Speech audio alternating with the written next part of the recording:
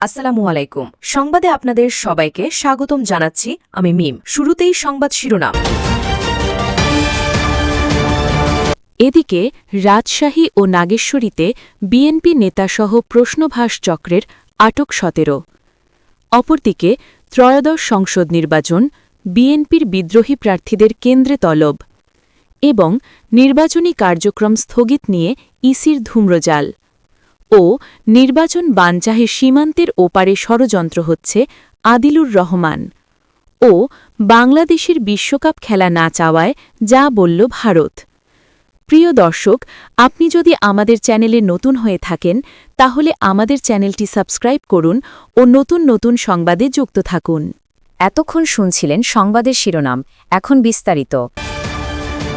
এদিকে রাজশাহী ও নাগেশ্বরীতে বিএনপি নেতাসহ প্রশ্নফাঁস চক্রের আটক ১৭।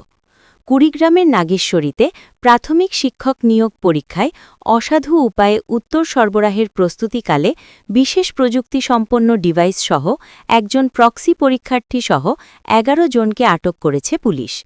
এছাড়া প্রশ্নপত্র ফাঁসের সঙ্গে জড়িত একটি সিন্ডিকেটের ৬ সদস্যকে আটক করেছে রাজশাহী মেট্রোপলিটন পুলিশ। শুক্রবার দুপুরে নাগেশ্বরী উপজেলার শহরের একটি পরীক্ষা কেন্দ্রের পাশের একটি বাসা থেকে তাদের আটক করা হয়। আটক ব্যক্তিদের মধ্যে মিনারুল ইসলাম নামের একজন রয়েছেন। তিনি নাগেশ্বরী উপজেলার বামনডাঙ্গা ইউনিয়ন বিএনপির যুগ্ম আহ্বায়ক। আসন্ন বামনডাঙ্গা ইউপি নির্বাচনে তিনি বিএনপির সম্ভাব্য চেয়ারম্যান প্রার্থী বলেও জানা গেছে। আটক অন্যরা হলেন রামখানা ইউনিয়নের নাখারগঞ্জ গ্রামের আব্দুল লতিফ, খামার নকুলা গ্রামের শাহজামাল, কাজীপাড়া গ্রামের বাবু ইসলাম, বাগডাঙ্গা গ্রামের জান্নাতুন নাইম, ফুলবাড়ী উপজেলার বোয়ালভীর গ্রামের আরিফুজ্জামান সিদ্দিকী, মাদারীপুর জেলার শিবচর থানা বাঁশখালী গ্রামের হিমেল মাহমুদ, রাজৈর থানার টেকরহাট গ্রামের চামিলি আক্তার, আরাজি কোমরপুর গ্রামের বেলাল হোসেন এবং চর দামাল গ্রামের আনোয়ার হোসেন। ওসি আবদুল্লাহ হিল জামান জানান, গোপন সংবাদের ভিত্তিতে অভিযান চালিয়ে প্রথমে পরীক্ষা কেন্দ্রের পাশের একটি বাসা থেকে ৬ জনকে আটক করা হয়। পরে আরও ৫ জনকে আটক করা হলে মোট ১১ জনকে পুলিশি হেফাজতে নেওয়া হয়। তাদের কাছ থেকে ডিজিটাল ডিভাইস, পরীক্ষার প্রশ্নপত্র ও উত্তরপত্রের কপি উদ্ধার করা হয়েছে। আটক ব্যক্তিদের মধ্যে একজন প্রক্সি পরীক্ষার্থীও রয়েছেন। এদিকে পরীক্ষার প্রশ্নপত্র ফাঁসের সঙ্গে জড়িত একটি সিন্ডিকেটের ৬ সদস্যকে আটক করেছে রাজশাহী মেট্রোপলিটন পুলিশ। গোপন সংবাদের ভিত্তিতে বৃহস্পতিবার রাতে নগরীর মালোপাড়া কমিউনিটি ব্যাংকের এটিএম বুথ ও উপশহর সৃষ্টি স্কুলের সামনে পৃথক অভিযান চালিয়ে তাদের গ্রেফতার করা হয়। গ্রেফতাররা হলেন নওগাঁর নিয়ামতপুরের মোহাম্মদ আল মামুন, রাজশাহীর মোহনপুরের মাহবুব আলাম, নওগাঁর আঞ্জুয়ারা খাতুন, নওগাঁ সদর উপজেলার জুলফিকার আলী, আত্রাই উপজেলার মোহাম্মদ নয়ন আলী ও মান্দা উপজেলার রাইহান কবির।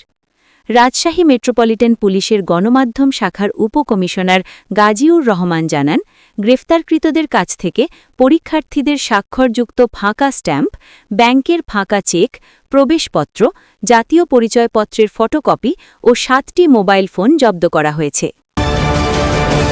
ত্রয়োদশ সংসদ নির্বাচন, বিএনপির বিদ্রোহী প্রার্থীদের কেন্দ্রে তলব। ত্রয়োদশ জাতীয় সংসদ নির্বাচনে বিদ্রোহী স্বতন্ত্র প্রার্থীদের নিয়ে এখনও অস্বস্তি কাটেনি বিএনপির। এজন্য স্বতন্ত্র প্রার্থীদের গুলশানে চেয়ারম্যানের রাজনৈতিক কার্যালয়ে পর্যায়ক্রমে তলব করছে দলটি। ইতোমধ্যে বেশ কয়েকজন বিদ্রোহী প্রার্থী দলের ভারপ্রাপ্ত চেয়ারম্যান তারেক রহমানের সঙ্গে সাক্ষাতের পর প্রার্থিতা প্রত্যাহারের ঘোষণা দিয়েছেন। এছাড়া যাচাই বাছাইয়ের সময় তথ্যে গরমিল পাওয়ায় অন্তত ৩০ জুন স্বতন্ত্র প্রার্থীর মনোনয়নপত্র বাতিল হয়েছে। তবে তফসিলে ঘোষিত সময়সীমার মধ্যে স্বতন্ত্র প্রার্থীরা মনোনয়নপত্র প্রত্যাহার না করলে সাংগঠনিক ব্যবস্থা নেওয়া হবে। বিএনপির নির্ভরযোগ্য সূত্র থেকে এ খবর জানা গেছে। জানতে চাইলে দলটির স্থায়ী কমিটির সদস্য নজরুল ইসলাম খান যুগান্তরকে বলেন, তফসিল ঘোষিত সময়সীমার মধ্যেই দলের বিদ্রোহীরা প্রার্থিতা প্রত্যাহার করে নেবেন। তা না হলে দল থেকে সাংগঠনিক ব্যবস্থা নেওয়া হবে। তিনি বলেন, বিএনপির মতো এত বড় দলে যোগ্য প্রার্থী প্রচুর, প্রত্যাহারের সময় শেষ হয়নি। আমরা আহ্বান জানিয়েছি দলের সিদ্ধান্তের প্রতি যেন তারা শ্রদ্ধাশীল হয়ে মনোনয়নপত্র প্রত্যাহার করেন। আশা করছি তারা প্রত্যাহার করবেন। অনেকেই ইতোমধ্যে প্রত্যাহার করার কথা জানিয়েছেন। প্রত্যাহার করার সময়ের মধ্যেই এই পরিস্থিতির অনেক উন্নতি হয়ে যাবে বলে আশা করছি। বিএনপির একাধিক কেন্দ্রীয় নেতা জানান, দলীয় পদধারী স্বতন্ত্র প্রার্থীদের গুলশান কার্যালয়ে ডাকার সিদ্ধান্ত নেওয়া হয়েছে। এরই অংশ হিসাবে প্রায় প্রতিদিনই স্বতন্ত্র প্রার্থীদের ডাকা হচ্ছে। ঘোষিত তফসিল অনুযায়ী নির্দিষ্ট সময়ের মধ্যে তাদের মনোনয়নপত্র প্রত্যাহারের নির্দেশ দেওয়া হয়েছে। পাবনা ১ ও ২ আসন নির্বাচনী কার্যক্রম স্থগিত নিয়ে ইসির ধূম্রজাল। জাতীয় সংসদের পাবনা ১ ও ২ আসনের নির্বাচনী কার্যক্রম স্থগিত করা নিয়ে ধূম্রজাল তৈরি করেছে নির্বাচন কমিশন ইসি। শুক্রবার সকাল ও বিকালে কমিশনের ২ ধরনের বক্তব্যে এই ধূম্রজাল তৈরি হয়। এর ফলে দিনভর ওই ২ আসনে মানুষের মধ্যে ব্যাপক প্রতিক্রিয়া সৃষ্টি হয়েছে। যদিও এদিন বিকালে নির্বাচন কমিশনের সিনিয়র সচিব আখতার আহমেদ নির্বাচনী কার্যক্রম আপাতত স্থগিত থাকবে বলেই যুগান্তরকে নিশ্চিত করেছেন। সচিব বলেন, নির্বাচন কমিশন পাবনা ১ ও পাবনা ২ আসনের নির্বাচন আনুষ্ঠানিকভাবে স্থগিত করেনি।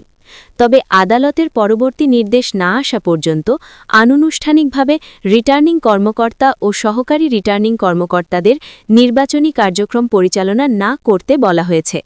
তিনি আরও জানান, এই সময় নির্বাচনী আচারবিধি বাস্তবায়নে ওই আসনে নির্বাহী ম্যাজিস্ট্রেটরা মোবাইল কোর্ট পরিচালনা করবেন না।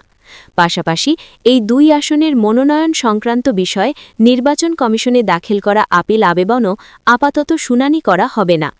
দেশের শীর্ষ গণমাধ্যমগুলোতে শুক্রবার সংবাদ প্রকাশ হয় যে সীমানা সংক্রান্ত বিষয়ে আদালতের আদেশের কারণে পাবনা ১ ও ২ সংসদীয় আসনে নির্বাচনী কার্যক্রম আপাতত স্থগিত করেছে নির্বাচন কমিশন। ওই সংবাদ প্রকাশের পর দুপুর ১২:৫১ নির্বাচন কমিশনের জনসংযোগ পরিচালক রুহুল আমিন মল্লিক ওই সংবাদ অসত্য উল্লেখ করে তা প্রচার না করার অনুরোধ জানান। এতে বলা হয়, নির্বাচন কমিশন পাবনা ১ ও পাবনা ২ আসনের নির্বাচন স্থগিতের সিদ্ধান্ত নেয়নি। ওই তথ্য সম্প্রচার করে তথ্য অধিদপ্তর।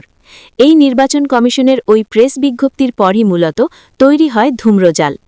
এরই মধ্যে শুক্রবার বিকালে আগারগাঁওয়ের নির্বাচন ভবনে ভারপ্রাপ্ত অ্যাটর্নি জেনারেল আরশাদুর রৌফের সঙ্গে বৈঠক করেন ইসি সিনিয়র সচিব আখতার আহমেদ।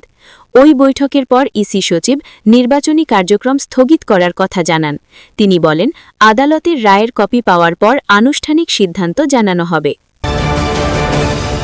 নির্বাচন বানচালে সীমান্তের ওপারে ষড়যন্ত্র হচ্ছে, আদিলুর রহমান। একটি মহল দেশের ভেতরে ও সীমান্তের ওপার থেকে গণতান্ত্রিক প্রক্রিয়া ও সুষ্ঠু নির্বাচনের বিরুদ্ধে ষড়যন্ত্র করছে। তাদের কোনোভাবেই মাথাচাড়া দিতে দেওয়া হবে না বলে হুঁশিয়ারি দিয়েছেন অন্তর্বর্তী সরকারের শিল্প এবং গৃহায়ন, গণপূর্ত ও স্থানীয় সরকার, পল্লী উন্নয়ন ও সমবায় মন্ত্রণালয়ের উপদেষ্টা আদিলুর রহমান খান। শুক্রবার বিকালে সুনামগঞ্জ শহরের জুলাই ৩৬ চত্বরে শহীদদের প্রতি শ্রদ্ধাঞ্জলি অর্পণ শেষে প্রধান অতিথির বক্তব্যে তিনি এসব কথা বলেন। গণভোট নিয়ে প্রচারণার ব্যাপারে উপদেষ্টা বলেন, জেলা প্রশাসকদের নেতৃত্বে স্থানীয় প্রশাসন গণভোটের প্রচারণায় ব্যাপক কর্মসূচি হাতে নিয়েছে। চলতি সপ্তাহ থেকেই এর কার্যক্রম দৃশ্যমান হবে। অনুষ্ঠান শেষে তিনি সুনামগঞ্জ বাফার গুদাম পরিদর্শন করেন এবং সংশ্লিষ্ট কর্মকর্তাদের সঙ্গে মতবিনিময় করেন।